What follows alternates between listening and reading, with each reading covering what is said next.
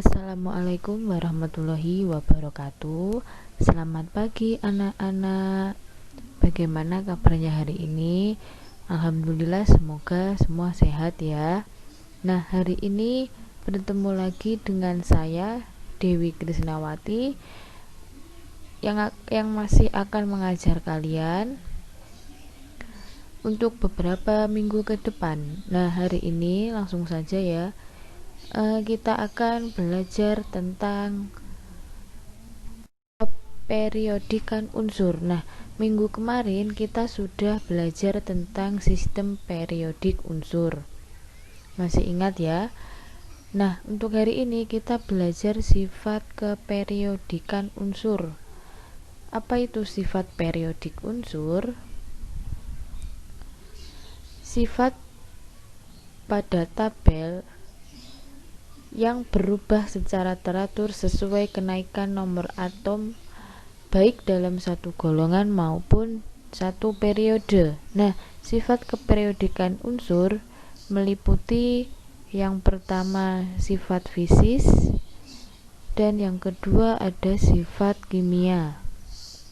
Lalu sifat fisis di sini ada jari-jari atom.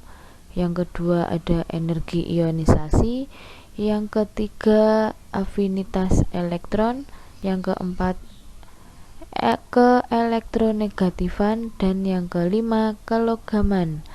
Lalu untuk sifat kimianya di sini ada titik leleh dan titik didih. Langsung bahasan yang pertama, sifat fisis yang pertama adalah jari-jari atom. Apa itu jari-jari atom? Nah, jari-jari atom adalah jarak dari inti atom hingga kulit elektron terluar.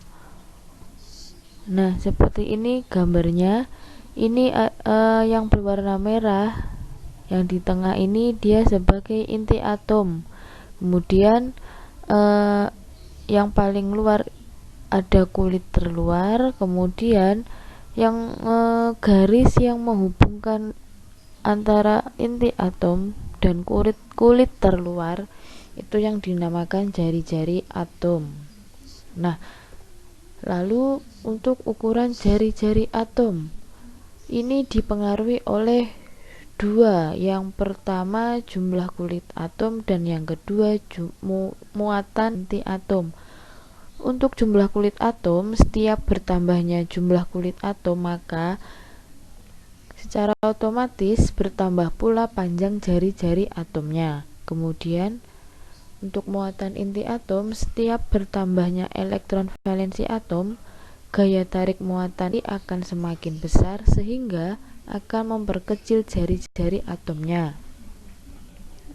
Nah, jari-jari atom ini diukur dalam satuan pikometer atau pm dan Armstrong.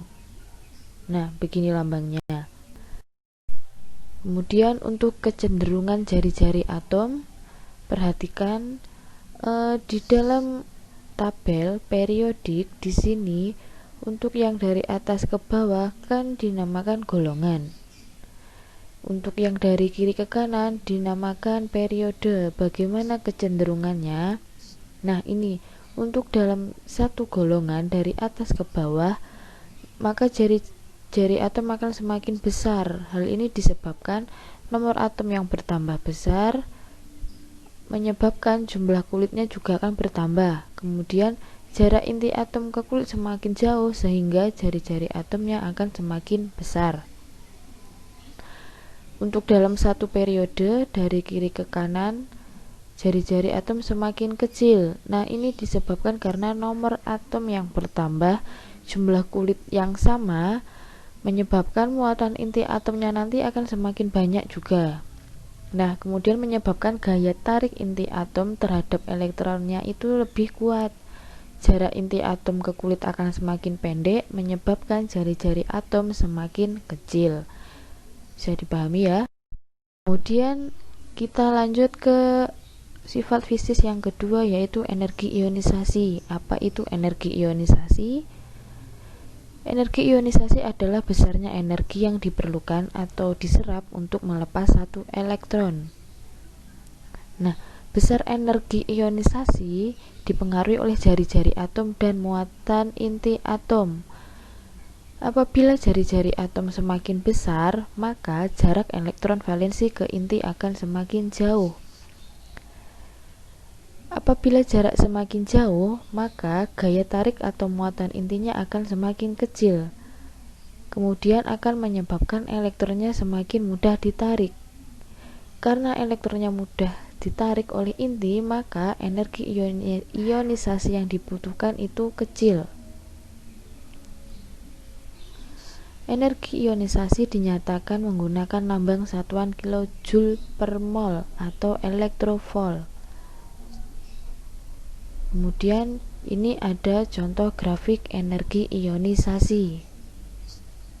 Bagaimana kecenderungannya? Dalam satu golongan, dari atas ke bawah, energi ionisasi semakin kecil. Ini disebabkan karena jari-jari atom yang besar menyebabkan gaya tariknya akan semakin kecil. Kemudian dalam satu periode dari kiri ke kanan, energi ionisasi akan semakin besar. Hal ini disebabkan karena jari-jari atom yang kecil menyebabkan gaya tariknya akan semakin besar. Bisa dipahami? Kemudian untuk sifat fisis yang ketiga ada afinitas elektron. Apa itu afinitas elektron? Afinitas elektron merupakan besarnya energi yang dibebaskan atau yang diserap untuk menerima elektron dari luar atom netral agar menjadi ion negatif. Untuk harga afinitas elektron. Nah, harga afinitas elektron ini menentukan beberapa hal, seperti pada tabel. Untuk harga afinitas elektron negatif, dia penerimaan elektron disertai pembebasan energi, kemudian ion lebih stabil dari atom netralnya, makin mudah menerima elektron dan nilai afinitasnya besar. Kemudian untuk harga afinitas elektron positif, dia penerimaan elektronnya disertai dengan penyerapan energi. Kemudian ionnya kurang stabil dari atom netral, kemudian semakin sulit menerima elektron dan nilai afinitasnya itu kecil. Afinitas elektron dinyatakan menggunakan satuan kilojoule mol atau elektrovolt. Ya. Nah, ini ada tabel. Perhatikan, di sini terdapat penyimpangan pada golongan 2A dan 8A. Kenapa? Karena nilai di 2A dan 8A ini dia lebih positif dibanding golongan di sebelahnya. Ya, ini dianggap menyimpang. Kemudian untuk kecenderungan afinitas elektron dalam satu golongan dari atas ke bawah, nilai afinitas elektron akan semakin kecil atau positif. Hal ini dikarenakan jari-jari atom yang semakin besar menyebabkan gaya tarik semakin kecil. Kemudian dalam satu periode dari kiri ke kanan, afinitas elektron semakin besar atau semakin negatif. Hal ini dikarenakan jari-jari atom yang semakin kecil menyebabkan gaya tarik semakin besar. Bisa dipahami? Kita lanjut untuk sifat fisis yang keempat, yaitu keelektronegatifan. Apa sih keelektronegatifan itu? keelektronegatifan merupakan ukuran kemampuan atau kecenderungan suatu atom untuk menarik elektron dalam ikatan kimianya. Nah, keelektronegatifan ini dia memiliki persamaan dan juga perbedaan dengan afinitas elektron. Untuk persamaannya, dia sama-sama membahas tentang bagaimana suatu atom itu menarik elektron dari luar. Sedangkan untuk perbedaan dari keelektronegatifan dan afinitas elektron ini, yaitu pada keelektronegatifan dia hanya mengukur kemampuannya saja. Sedangkan untuk afinitas elektron dia mengaitkannya dengan jumlah energi dan pembentukan ionnya. Ya, ini ada tabel. Tabel ini merupakan nilai keelektronegatifan unsur-unsur. Nah, pada tabel ini perhatikan unsur F. Unsur F ini yang ada di periode 2 ini, F, dia memiliki nilai keelektronegatifan yang paling tinggi. Kemudian di golongan 1 ada Fr paling bawah. Dia merupakan unsur yang memiliki keelektronegatifan paling rendah. Kemudian untuk kecenderungan keelektronegatifan dalam satu golongan dari atas ke bawah, nilai keelektronegatifannya semakin kecil. Nah, hal ini dikarenakan jari-jari atom yang semakin besar menyebabkan gaya tariknya akan semakin kecil. Kemudian dalam periodenya, dalam satu periode dari kiri ke kanan, nilai keelektronegatifan semakin besar. Hal ini dikarenakan jari-jari atom yang semakin kecil menyebabkan gaya tariknya akan semakin besar. Ya, paham ya?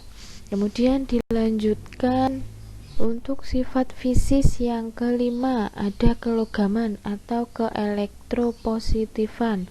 Apa itu keelektropositifan? Yaitu sifat keelektropositifan atau logam yang dimiliki unsur yang bergantung pada energi ionisasinya. Nah, logam itu merupakan unsur yang mudah menghantarkan listrik dan melepaskan elektron. Lalu ini ada tabel. Perhatikan di sini ya. Nah, di sini garis perbatasan sifat logam. Di sini sifat logam yang berwarna putih dan non logam ini yang berwarna ini itu garis pembatasnya itu berbentuk garis tangga yang berwarna abu-abu ini.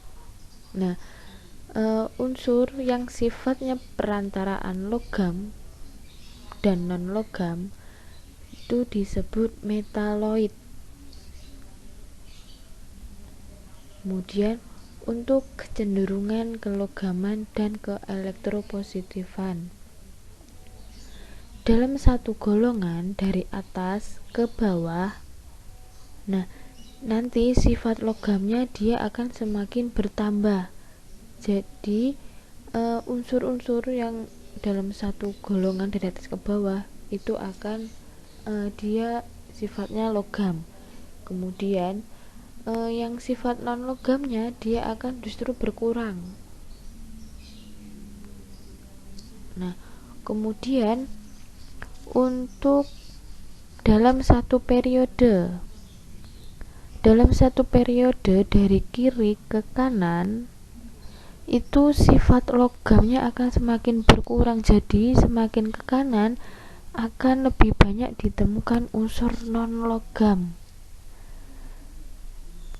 ya, dan sifat non logam semakin bertambah. Nah, semakin ke kanan nanti akan ditemukan banyak unsur yang bersifat non logam.